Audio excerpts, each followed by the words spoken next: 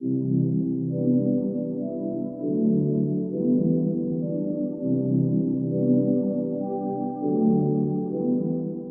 this video, we'll examine register variable blocks and multiplexer blocks. We've placed register blocks and flags on the screen. As we can see, there are 4 different types of register variable blocks, as we've explained in our previous videos. These are binary, word, analog, and long, each taking different types of variables. As you can see, the same 4 types are used in multiplexer blocks as well. Here, you can see them in order. We can set values of 0 and 1 in binary. The word register takes integer values up to 65,535. The analog register takes floating point expressions and also accepts 4-byte values, and the long register takes integer values up to 21,032. These registers have flags specific to their variable types. Where can we use registers? For example, when a value needs to be set or read from a remote system, the value could be floating point, integer, or a binary.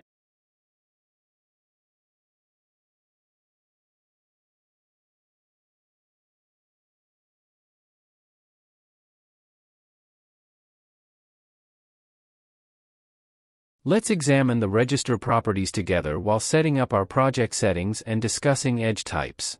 These include high, low, raise, fall.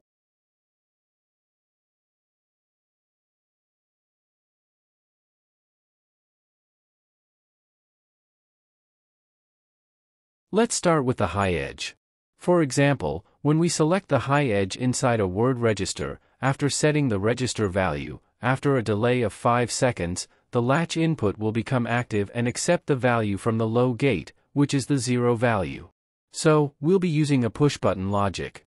Let's demonstrate this application in a simulation. Let's say we send a value of 1 to address 4002 in a remote system. We wait for a delay of 5 seconds.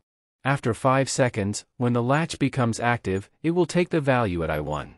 So, it takes the value at the high edge. We also added a flag here. The reason for adding a flag is that for the system to function properly, if a block is re-included in its circuit, a loop delay is needed.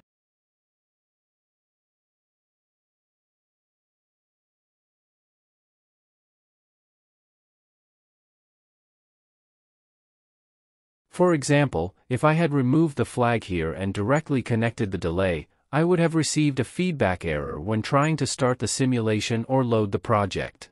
As you can see, it gave an error saying feedback is not supported. In such cases, we need to add a flag. Additionally, I mention flags here. For example, in your project, the locations of digital inputs may have changed, or you may want to connect different digital inputs. By linking your project to flags, you fix the address, the 1003 Modbus address. Even if the blocks change, the flag will not change. We can use flags in such applications as well. Let's continue with the edge types of register blocks. We're implementing a low-edge application in an example. Let's connect a digital input in front of it and quickly show it in simulation.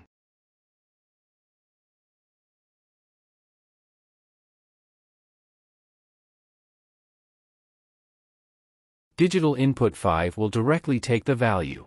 If digital input is 1, word register is 1 also. If digital input is 0, word register is 0. Because the latch input accepts 0 without requiring a low edge detection. In a different application, talk about the raise condition. Let's start a simulation about the difference between raise and high. We set one value as 50 and the other as 50. When digital input 0 is not active, it doesn't transfer the values. When I activate digital input 1, it takes the value of 50. The top was raise, and the bottom was high. Now, let's make the value 70. Since it's in the high state, it will detect every change at the rising edge. But in the raise state, when I set it to 70, it holds on to the last value. The reason for this is that every rising edge means write this value. So when I raise it again, it writes the value of 70. In the fall condition, it will be the opposite. Every falling edge means write the value. In both at the rising and falling edges, it means to write the value.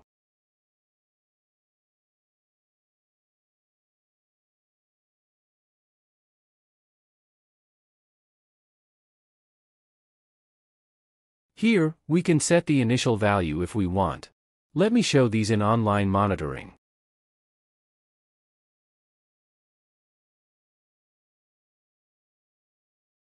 We see the value of 40. Because it's the initial value we set. There's no persistence in this block. To observe the difference, let's say the value came as 50 from the right side.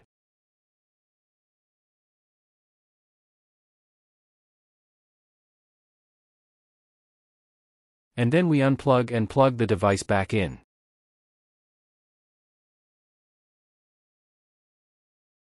Let's turn off live monitoring. Let's wait for the device to power up.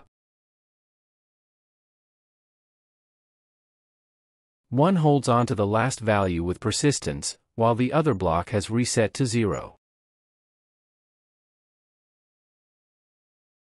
Another of our blocks are multiplexer blocks. Word dual multiplexer, long dual multiplexer and analog dual multiplexer. These are again blocks that vary according to the variable type. Let's continue by processing the word dual multiplexer block. We'll show this block with a simulation. Let me talk about the block properties.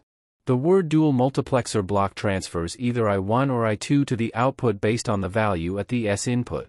Let's look at this with an application. For example, I'll write 20 to one word register and 30 to the other. Our structure is as follows: if the value at the S input is 0, it transfers the value of I1 to the output. As seen, since it's 0, it transferred the value of 20. The word register has 30 in I2. So when I activate digital input 2, it will also take the value of 30. Therefore, depending on the condition of digital input 2, it can transfer two different values to the output. The same situation applies to the analog dual multiplexer and the long dual multiplexer. If there are more than one scenario, we can use the analog quart multiplexer block. Here, let's write the values according to the states of digital input 3 and 4.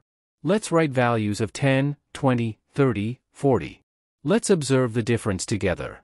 When I want to transfer 4 different values to the output, for example, if both S1 input and S2 input are 0, it transfers the value of I1. If S1 input is 1 and the other is 0, it transfers the value of I2. If it's the opposite, I2 is 0 and D3 is 1, it transfers the value of I3. If both are 1, it transfers the value of I4.